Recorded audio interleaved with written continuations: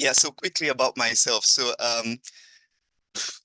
as have been introduced, I started to practice as a social worker in Nigeria. And for anyone who has any knowledge of practice in Nigeria or the whole of West Africa, even, you would know that social work is not a well-known profession.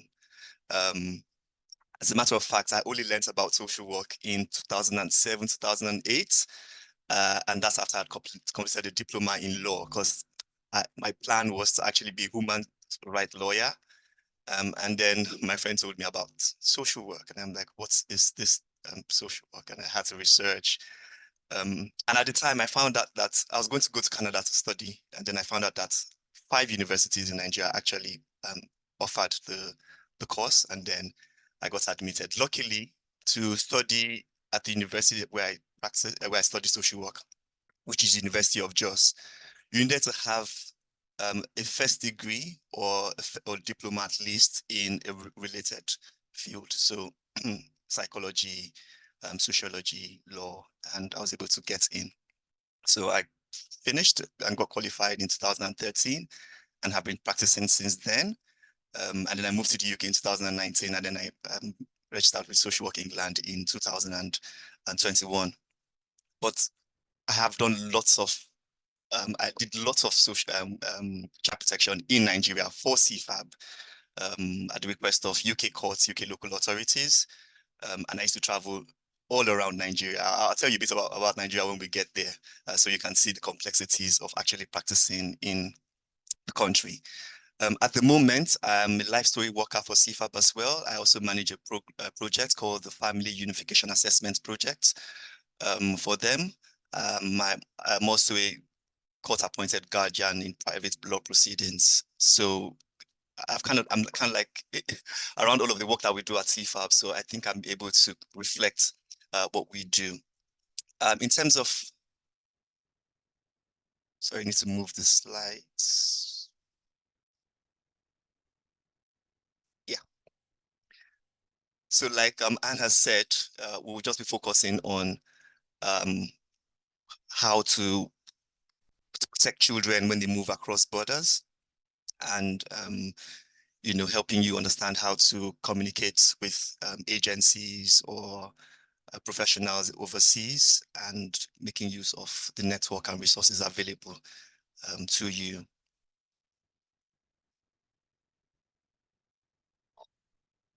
So international child protection is a big part of the work that we do at CFAB. So I think it's important that we talk a bit about what we do at CFAB.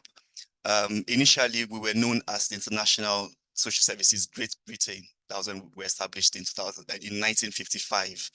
And what we were doing at the time was to help resettle hundreds of refugees fleeing the UK and fleeing to the UK, and supporting British children who were looking for their servicemen parents after the Second World War. And then in 1991, we became International Social Services UK, and then did another name change in 2009 when we became Children and Families Across Borders for various reasons. One of it was because um, a lot of agencies and charities thought that we were government funded, and we had people who also felt like we had some statutory powers. So we had to say, no, we're a charity, and had that name change.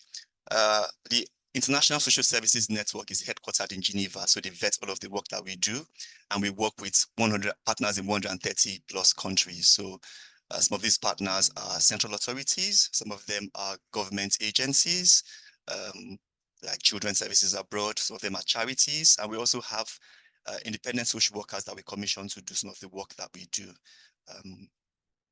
And here's a diagram to show all of the services that we deliver at CFAB. The ones in green are what we deliver here, family unification projects I talked about, which is basically to support applications to the Home Office for mostly refugee applicants who are looking for a family member, usually a minor or majorly a minor, to join them in the UK. Life story work, like I mentioned. But we also have an open advice line, open from 10 o'clock to 3:30, and we advise UK local authorities, solicitors, charities about anything international child protection related. So It's something that I'll leave. There's the telephone number at the end of the presentation. And what we do is majorly child protection alerts. That's where a family has moved overseas or there's concern for a child overseas. And the UK local authority would like to notify services overseas of those concerns. We could also do record checks. So maybe a family has come to the attention of children's services here in the UK, and they wanted to find out if that family has had any prior involvement with services where they've come from. And that can be multiple countries. They may have moved from, say, Egypt and moved to India before coming to the UK. If there are records in those countries, we can assist to try and seek um, information back on if the family is known to services.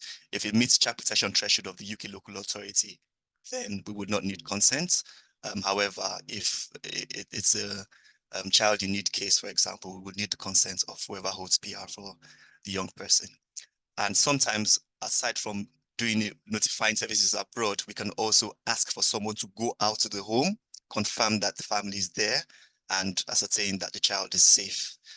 And of course, we do assessments as well for placements. But I'm not going to go into that as we're really dealing with international child protection. And you might wonder, why is international child protection or why is international social work a big deal? Why is it important? Why is it an important subject to consider? And one of the reasons is because, to begin with, according to the Office for National Statistics, nearly 1 in 3 children in England and Wales have a foreign-born parent. So there's no other way to say this, it goes just to show how very international the UK is. It also goes to show the ties that we have with other countries abroad. So if a child is at risk, there's a potential that that child might have a family member abroad, or the family might be looking to move abroad to evade services, which happens in a lot of the inquiries that we receive at CFAB. So what does it look like when I get a referral from CFAB saying, well, this local authority have concerns for this child who is now in Nigeria. We would like you to notify the relevant agencies, or we want to uh, find out if this family is known to services in Nigeria. Well, to begin with, Nigeria is a multi-ethnic group. And that's an understatement because we're actually 250 ethnic groups in Nigeria, 500 languages. I think that already paints a picture of how very complex that is. If you speak only one language or 2 languages, you would still struggle with um, language in terms of verbal language, but also with symbols and cultures and understanding, all of those nuances in um, providing effective practices. So there's a language barrier and things like that. Also, how social workers are viewed is different in Nigeria for the most part. So maybe Lagos, which is the former capital of Nigeria, the services is quite robust there. And maybe Abuja, which is the capital of Nigeria, the services is quite robust. They have a good structure there. But outside of these states, there's one or maybe 2 or 3 other ones, majorly where there are child protection concerns. You have to consider that the family that you're attending know nothing about children services, know nothing about social work. And if it's there's been a harm has come to a child, it is the onus is on the family members to sort it out. Where it's a serious concern, then they have religious heads or communal heads who will deal with the matter. And if it were to be like a more serious issue, then the police will become involved. So it just jumps over children's services, even though there's a ministry, which is what we call the services in Nigeria. There's a state ministry, but most cases will go over from the heads, the communal heads or the religious heads, to straight to the police. But very rarely do cases go to the police because of how usually they would say you don't want to wash your dirty linen in public type of thing. So yeah, so when we get these cases, I would often work with services in the States, which required for me to travel. So that's the other thing. Communication is quite poor with the ministries. when you send an email, and you'll see in one of the cases I'll talk about shortly, when you send an email, the referral via email, you're likely to not get a response back. If anyone here has done any work with a Nigerian family, you'd probably have struggled with even contacting our embassy for some reason. It's the same with government agencies in Nigeria at the moment. We hope that changes because social workers only recently professionalized in Nigeria. In 2022, the bill was passed into law. So now there's a body who now regulates practice in the country, and there's lots of capacity building. I'm a bit involved in that as well, to make sure that we meet best standards or offer best practice. So like I said, it's called the Nigerian Association of Social Workers. That's the agency. It's like your BASWA here or plus Social Work England. So to practice in Nigeria, you need to be registered with that umbrella body, and they regulate the profession. They have state chapters, so they are in every state. They can also support you with the work that you would maybe do with the statutory agency in the states. And obviously, you can also work with CFAB as well, because we also have our links, which would include associations of like social work associations, pocket associations or pocket charities that we work with. I happen to also be a part of the BASWA Diaspora Special Interest Group. And from there, I've also made lots of links, and sometimes, and you see in some of the cases that I'll touch on how it can be quite complex, even to, sometimes when we make a referral to statutory services, we also support them in trying to get the work done. And it might be things like tracing a family and so on and so forth. So you to when I finished when I started practicing in Nigeria, I now started working for CFAB in 2015. And to work with CFAB required that I had to get some training on understanding the UK social work practice. I also came to the UK at the time to learn about some local authorities were kind to allow me shadow frontline practice work and help me understand, the UK context in terms of practice. And so when I got back, I was able to start helping with some of those cases. And I was going to just talk about one of the cases, like an example of some of the cases that we dealt with. So here's one case that I managed. It was for a young person who was subject to child protection here in the UK, and then after subsequently got returned to the mother. The father was in Nigeria. Mother was here in the UK, so child was returned to her care. And then a few months later, just about 3 months after, the child contacted his social worker in the UK to say, look, I'm being physically chastised. Um, I'm currently in Nigeria. They've moved me here so that I can be disciplined. And I'm in boarding school. I go home once a week, but I don't go home anymore because every time I'm home, my maternal aunt beats me, my maternal uncle beats me, and I don't want to be here anymore. And so I was asked to do a child protection alert to the UK local authority, sorry, the relevant local authority in Nigeria.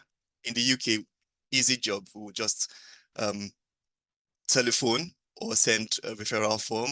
In Nigeria, it's a whole different ballgame. So I did email. Point of first thing, I sent an email with the referral with the case notes. Didn't get any response back. I tried to telephone the ministry concerned. Nobody was taking the call. And so, like in most cases, I had to take the trip there. And then I met with the I wrote to the permanent secretary, wrote to the director of social welfare, and I finally got at the meeting with with director of social welfare, and then he was very cooperative. He said, "Yeah, I'll give you everything that you need, but you need to go to the local services." So there's also like a regional, like a local support office, like a local welfare office I needed to go to, who were more conversant with that area, and then I had to travel again. Keep in mind, I was based in Lagos. This was happening in a different state completely.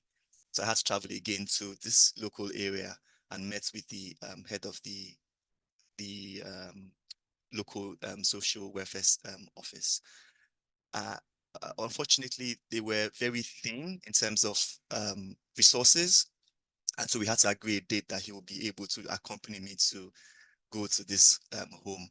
And so we agreed, and then we went to visit, interviewed the maternal aunt, interviewed the uncle, went to the school, met with the child, interviewed the child privately, interviewed, spoke with the head teacher, and we established that he did say that he was being physically chastised, and even gave more details.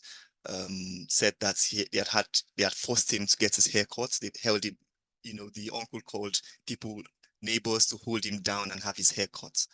And I spoke with his friends as well, spoke with neighbors, and then we were able to establish his wishes and feelings.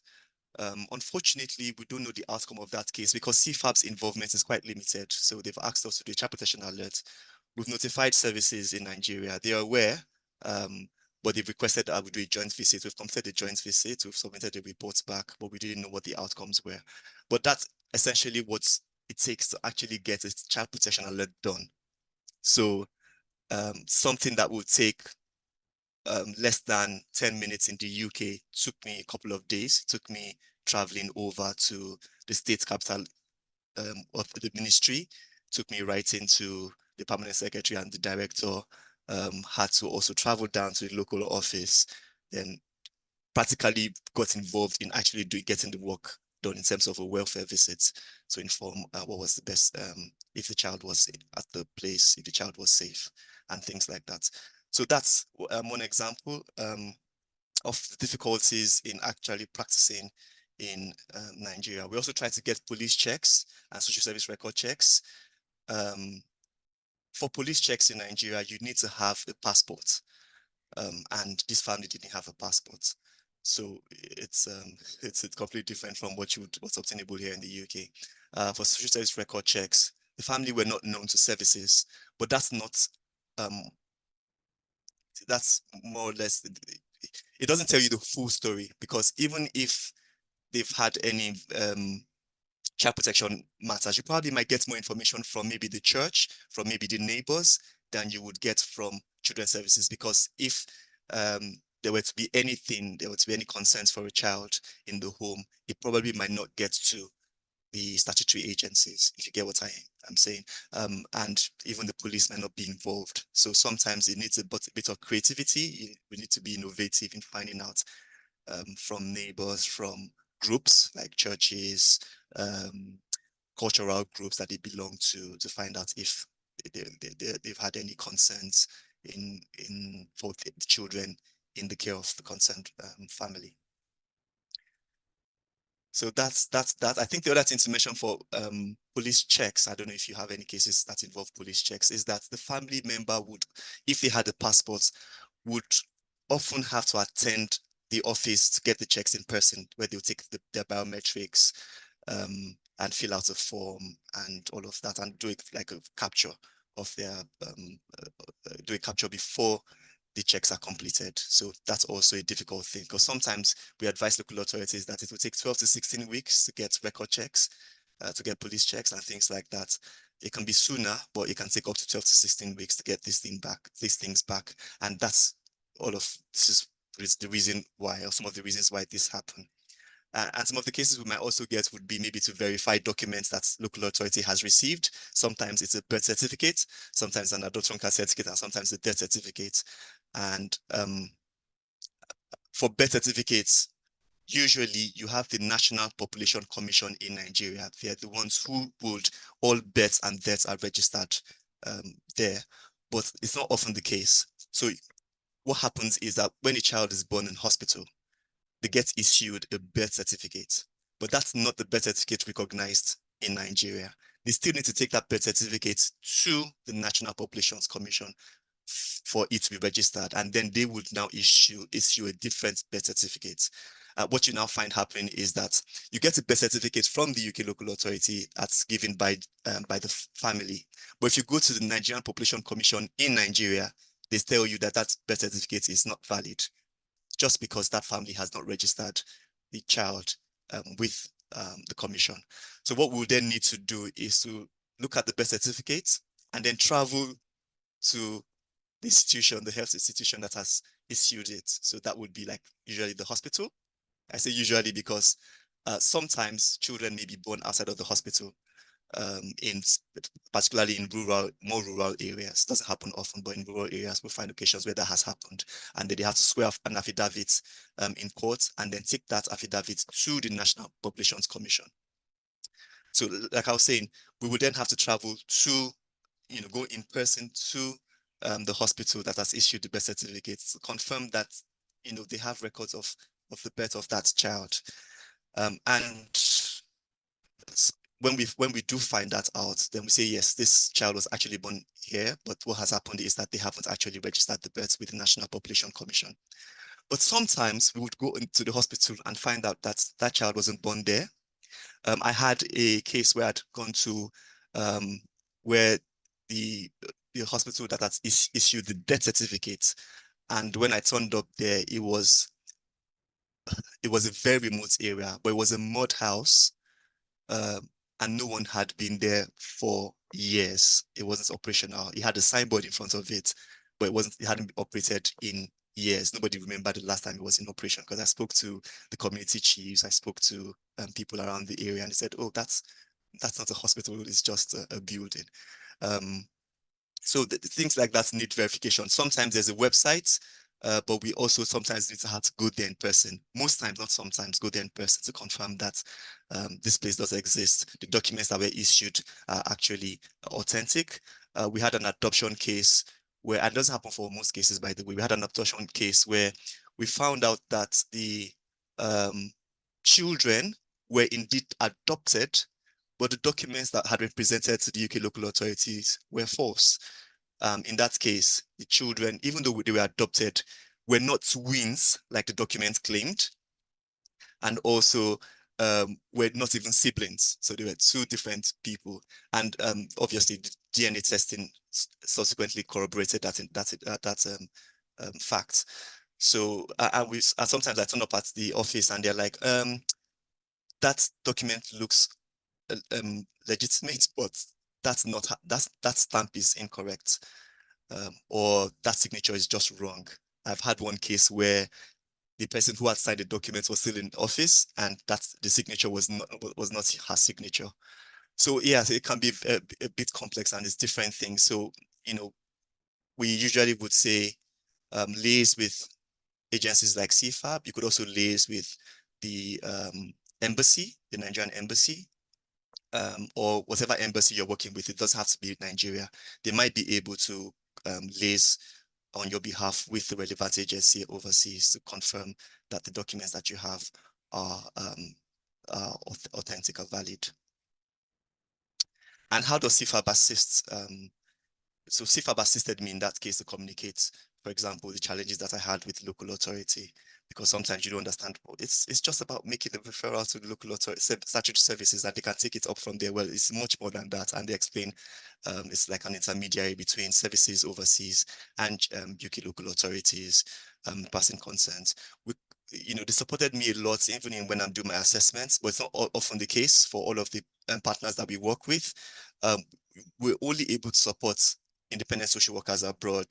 We're able to support charities as well. But for statutory services, it's difficult because they have their own standards, they have their own way of practice, and they don't really appreciate us telling them how to do what they want to do.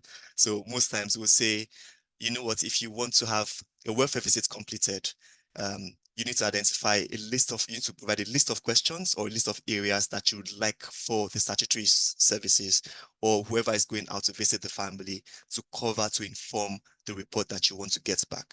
And so they might do it according to their own templates and standards of practice, but they then would then address some of the questions that you have raised in your referral or in your request. Because obviously you can go through CFAB, but you can also go through ICACU, which is the central authority in England, for a convention called the 1996 Hague Convention, which I'll touch on just a little bit, because it's an important convention if you're looking to do any child protection work at all or any requesting welfare visits overseas.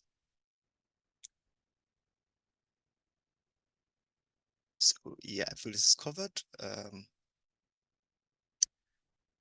Yeah, and I just talked about the legal framework to, like I said, to safeguard children across borders. It's important to understand it, one of the key legislations, which is the Hague 1996 Convention. And what it does is to help you understand which court has power to make a decision about a child where you have concerns for a child and there are more than one countries involved. It helps you understand how to make what if an order will be recognized in overseas, in terms of having the order potentially mirrored or enforced in an overseas country, and what countries that wouldn't be possible in, and also to help you understand how to get your cooperation of um, overseas authorities where you have a child who you're concerned for and who is overseas. And here are a list of all of the countries who are signatory to that convention. We call them contracting states. And all the countries here are countries that you could, where this country, where you're dealing with any child or any family who's moved to this country or who's based in this country, and you'd like to protect the child, then you could go through ICACU, the central authority in for Hague, who will then liaise with their counterparts overseas, and then they will liaise with the relevant statutory agencies there. You could also go through CFAB. Some of our partners, like I said at the start of this conversation, happen to also be central authorities, and they can help in trying to protect the children overseas. The Hague 1996 um, convention is called the jurisdiction. So it's called the Convention of 19th October 1996 on jurisdiction, applicable law, recognition, enforcement, and cooperation in respect of parental responsibility and measures for the protection of children. It's a long name, and nobody at CFAB even remembers what it is. So we'll just call it Hague 1996. And it's a very important instrument to use when you find that families moved abroad. We would say, not to do ICACU any disservice, and we don't say this often, but there's no harm in contacting ICACU, contacting the embassy, contacting CFAB. Because what that does is, in most cases, CFAB or the embassy might be able to action it quicker than ICACU does. So that's what we would say. And some embassies are quite good. All embassies are as good as they're better than each other. Romanian embassy is very good. They have a special unit in the Romanian embassy. I'm already talking about the embassy. There's a different slide for the embassy, but the Romanian embassy is quite good. They have a separate unit that deals with child protection matters, and they're really very quick about it. Same for Poland. They're quite good, quite effective. You just need to reach the relevant units in the embassy and not just make a general request. And these are the key legislation or the key statutory provisions in the Hague 1996 Convention to use when making a request for cooperation. So the Article 31 is to trace a child who's moved overseas. And Article 32 is, of course, to do a welfare visit for a child. So it's not just about notifying services abroad for your concerns. But what happens is that sometimes the local authorities abroad, the concerns that you've raised does not meet their own threshold. So what you consider child protection might not be child protection to the overseas authority. So they might take it and be like, oh, okay, good, not a concern for us. So in that case, we always say it's also important to also request an Article 32 welfare visit, because what that's saying is that even though you feel that this is nice, even though you feel that not nice, or if you don't feel that this is okay and there are no concerns here, we still need you to go out there to visit the family, and we need you to cover this list of questions for us. Same for record checks. If you want to find out if a family has had any prior involvement with services abroad, then Article 34 is the one to use. And the key ones is we're dealing with child protection is Article 36, and I've just put out all of the text uh, um, that you need to, that highlights the statutory provision that requires for local authorities to protect all the children who have moved across borders. So usually there's an Article 33, sorry, not an Article 33 consent form. There's a request for cooperation referral that you need to complete. And there's a part where they will ask you to quote under what article you're making this request. So it's important to have this to write that to say, I'm requesting this under Article 36, and then they are mandated to um, um, support or mandated to make the requests to their counterpart overseas, who then will pass on your concerns to the relevant um, authorities. And there are other ways, like I've mentioned, I've touched on a bit of all of this on how to notify services abroad. So you could go through CFAB. We're able to do record checks. For some countries, we're really, really quick based on our partner in the overseas country. And we'll advise you on the advice line. We'll say, oh, for this country, yes, we're able to get a response within a week. For this country, they probably wouldn't get back to us until next week. I will let you know what our experience is with those countries. Because what ICACU does is like, they are mostly civil servants who will take your requests and then pass it on to their partners overseas. But with CFAB, we know that maybe we can interpret, we can translate the request. Sometimes the sections that you put here it means something different overseas. Or when you say CP, it's completely different to whoever receives the request overseas. It might just mean something completely different. So we will take it and then we can interpret it in a manner that our partner overseas will understand, and they can also pass it on, sometimes with the relevant statutory agency that they work with, because sometimes our partner overseas is a charity, or could also even be a central authority. And there's a central authority. All requests will have to go through ICACU. The embassy, like I said, Romanian embassy is quite good, as is Poland. The Polish embassy is also very good, and those are the things that they can support you with. Then there's ACRO. If you're to do a police checks, would say to go through ACRO, and they have exchange of criminal records, and they're able to find out if a family has any criminal records overseas. There's also the Foreign Commonwealth and Development Office, and they support British nationals who have moved overseas. So they would also work with the British High Commission or the British Deputy High Commission in the overseas country. And then they will liaise with whoever needs to be liaised with, because sometimes you don't want to we've had cases where we've made the requests overseas through, I won't say names now, I won't mention any agencies now, and they've notified the police because maybe there is no social services structure in the place, and they notify the police. But the police have then made matters even worse because they don't have any social work training. They've invited the family and the children to the police station, and they've interviewed everyone in front of everyone, and then put the child even at more risks. So we would say it's often good to go, notify agencies that are like CFAB or ICACO or the embassy, who would then work with, who would understand the complexities or the nuances in the overseas country in terms of what's applicable or what's obtainable in terms for social services there.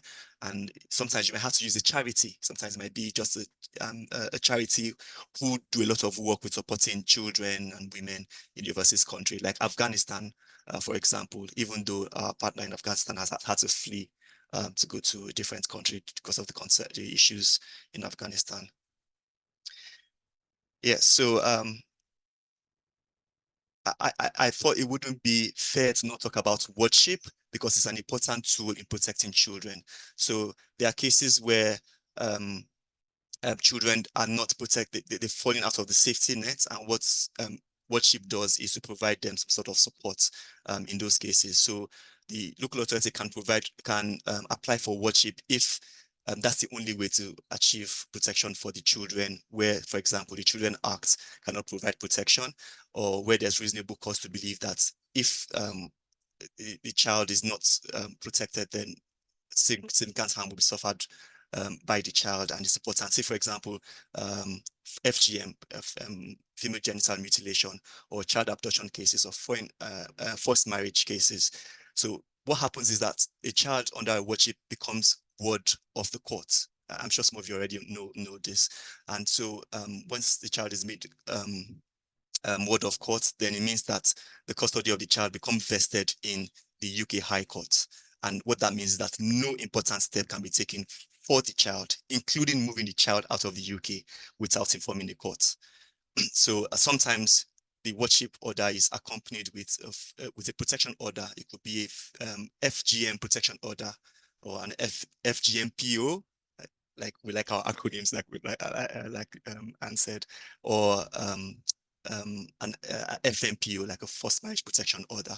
And what that effectively does is that when you have concerns that this child might move overseas, or so maybe a child, if the concerns have been raised around this child might go overseas for forced marriage. I had a case just last year where family had been these concerns. So the child had gone, two children, they've gone to, can I mention the country now, Pakistan, and the concerns that was that there was concerns for forced marriage. So worship was affected, and a returns order, the request was made to return the children to the UK because the children were made ward of court. I can hear back feedback. Lorna, do you have any questions? Sorry, I can't. I think it's not, Michael. I think carry on. Okay. And then we'll take questions a little bit later. Okay, all right. Yeah. And if any questions come in the chat, I'm happy to answer them as we go. So here are examples of how the wardship order is really important in protecting children. So you can first of all say, you know what, you now have the wardship. The child is now ward of court, and therefore you can't remove the child out of the UK. Or your child cannot then be abducted, or if child who's been abducted, you can then take over. The court can assume wardship of the child and then effect the child's removal and return to the overseas country. Or to unite children with parents in transactional marriage abandonment cases. This is where sometimes family have moved here, husband and wife, and then towards the end of the expiry of the partner's definite leave to remain, they trick the partner into going overseas, and then once the visa is expired, the partner then returns to the UK and sort of like because there's a parental alienation from the children, seizes passports and things like that. So the wardship is an important tool to consider. So I thought to list a few actions to consider when you're dealing with a family who has ties internationally, and it's for the most part based on the stats that I mentioned, 1 in 3 children have international ties. I would say you have to be conscious of you have to develop cultural awareness, know if you have any links, ask questions, any uncles, aunts, background, where they've already left the country. You need to find out where they've gone to. Sometimes you can get information from the embassy. They might be able to tell you what addresses they hold for this family in the overseas country, because obviously when they were making applications, they might have data on that family. They might be able to assist you with linking up with agencies in the overseas country as well. Some countries like Latvia, the Czech Republic, Lithuania, Slovak Republic have a centralized system.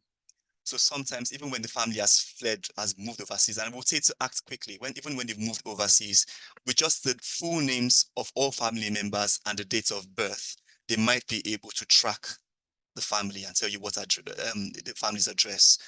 I say the full names of all family members, not just the child, because sometimes the names you might do a search for, say me, for example, Michael Nwoye in Nigeria, if we had a central database, and then there can be 20 Michael Nwoye, but if you have multiple names and multiple dates of birth, it helps you narrow the family. And some of these partners are quite good in that we had one case, and one of the good cases where the local authority had filled out the referral form and said, we need to notify services in this overseas country about our concerns ASAP. And here's the address that we found for them, and it's all information that you need. And then we sent that off to our partner overseas. And within the week, our partner came back to say, it was the wrong address that you gave to us, but we found the correct address, and this is the correct address. And the territorial unit, which is the agency in this case, had gone out, they completed the visit, and here is the report back from that visit. It doesn't happen all the time that we get a response like that within a week, but that happened in that case, and we've had similar ones like that, where with that information, they might be able to trace the family. But where this information is missing and the social worker is not able to get this information before they left, we would say that the embassy is a very good way of getting the information. So consider notifying the consulate, and they might be able to assist you. We say act quickly. Uh, Sometimes we make a request and then the family has left the country where we've been told that they fled to, and they've moved somewhere else. So the family's in Spain, but when we make the referral to Spain, the family is not no longer in Spain, and they moved to say France, which might be their where they're actually heading to. And you see why in one probably the next slide, because sometimes families move, and there are groups of people who support families to actually move. So there's an end destination, a final destination in mind.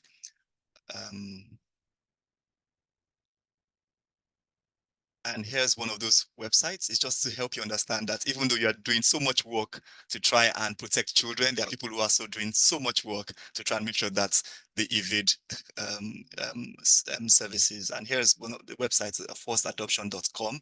And this is somebody who's giving very practical advice to parents on how to flee services, even without a passport. And they could travel to Ireland, they could go from there to Spain. They have safe houses where they can stay, even in the UK. For them, if you read the website, you see they use quite emotive languages to describe children's services in the UK as being, horrible people who I'm going to help you to help escape. And I don't know if you saw, there was something in Channel 4 some years ago about similar groups who were supporting families to move abroad. So it's helpful to just understand the kind of advice that they receive, that family receive, and what's out there in terms of the resources that are also available to families who like, oh my God, children's services are now asking me questions. I need to get out of here. How do I get out of here?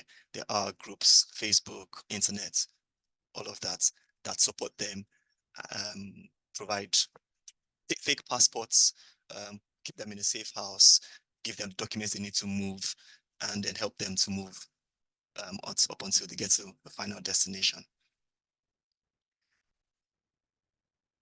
And talking about cultural competence, it's important to understand, sometimes we recognize that sometimes the approach, and it's not to say that children's services are not doing a great job, they are doing a great job, but sometimes it's important to understand the culture of the family that you're dealing with. It's a multicultural UK anyways, and it's important to understand the cultural background of the family, and that way you might be able to get more cooperation. I'm able to understand the family more. We've had cases where we have a cultural life library, by the way, and it's available on our website, and you can read some of the chapters and cases that some local authority social workers have dealt with. So local authority social workers have also shared their learning in how they've learned to deal with families in the UK. So things like, oh, the family is Muslim. You don't want to turn up to visit the family on a Friday around the time when they go for Muslim prayers, or children, when a child is not looking at you in the face, in making eye contact, doesn't mean that with the parents doesn't mean anything. Doesn't mean that there's not doesn't have attachment. That they're on the dining table and not speaking doesn't mean that you should be concerned about anything. It might just be the culture of the family. Shared sleeping, you have to ask questions. What's the origin of the family? Some Asian cultures and African cultures, children will sleep between the parents. In Japanese culture, there's something called the river bank, where one partner sleeps on one side of the bed, the other partner sleeps on the other side of the bed, and children sleep in the middle. And that can carry on even up until the child is 13, 14, 15. So you have to ask questions around what the cultural background of the family is, what kind of bed are they sleeping in, because there's a special Japanese bed, which would indicate that that's what's practiced there. So just to develop some cultural curiosity and be open-minded into these things and understand more. We currently have one for Romania and Jamaica, and we worked with the Jamaican embassy, the Romanian embassy fed into the guide. We had service users also saying, this is how I felt when I had when I dealt with children's services, and social workers also fed into it, because sometimes it gets helps you understand things like this guy's compliance, or understanding why family members are stiff when they come in contact with children's services. They might be coming from a place like Nigeria where there's no social workers, and they wonder, who is this person who's knocking at my door and asking me questions, because they're not used to it, and then they can stiffen up because and also the experience with authorities where they're coming from. So if they're used to the police not being your friend, or used to, they might see the social worker as an extension of the state. And because of that, just start to not engage properly with the social worker. So that guide is there. Looks like I've breezed through. I didn't want to, I was conscious about talking about my experience practicing social work in Nigeria, but I also didn't want to focus too much on Nigeria because obviously you deal with so many countries and it's important for you to understand all of the nuances with international child protection. And I don't know if I could still talk a bit more about my experience in practicing social work in Nigeria, what I found challenging, what I found helpful, or if we could go into the case study for Mina. Hey, Michael, I think it might be a good idea if we do the case study and let people go into breakout rooms and do a bit of discussion about that. Fantastic. So maybe we can come back to that after the breakout and a few questions because I think it would be really interesting. So Liam's Okay, great. posted it in the chat as well. All right. Thank you so much. Do you want to talk it through or do you just want to say? Yes, I'm going to read through, yes, talk through this case. So I've had to change it's I'm going to have to be careful not to mention names of the actual country and the child. Obviously, this is not a real name, it's not a real country, but it's a real case. And it's not a typical case at CFAB, but we do receive cases of different complexity. Here's one. So this child is 13, and the child is originally from China and had come to the UK to study, as is most cases. Is a lot you find if that's a lot of children come from Hong Kong, China, to boarding school here in the UK, because boarding school is a thing, as it is in Nigeria as well. And mother remained in China, but the father, the family, the parents are separated, so father lives in Germany. And she also had an older brother who was in university studying in the UK as well. And what happened in this case was that while the child was at boarding school, she did tell her teachers that she had been raped while she was in Germany with father, and that the perpetrator was an extended family member. And she also talked about how she was not believed. As a matter of fact, they tried to shame her or prevent her from speaking about it.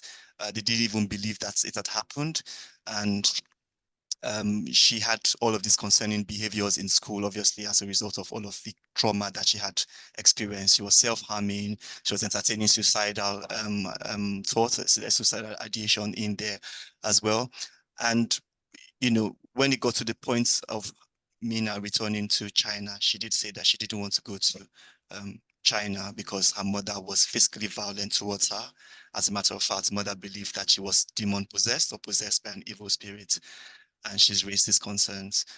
She also says that she would rather go to live with her father in Germany, and local authority were understandably concerned. What do we do with this young person who doesn't want to go to China because she's physically chastised there or physically abused there? Doesn't want to go, wants to go to Germany, but she's also raised that there's been allegations of sexual abuse in Germany. And I thought it was something to discuss and to find out what advice would you give to this family? What would you consider? And so that's the case to look at. I think the key questions to consider are, what are the concerns for Mina? What do you think is the responsibility of the local authority? What other information would you be looking to acquire in order to support or care for protect Mina? And what would you then do as a local authority? And are there any regulations that we've mentioned today that you think, oh, that's a handy one to make use of in protecting Mina in this case, if she were to go to Germany, since that was her wishes and feelings at the time?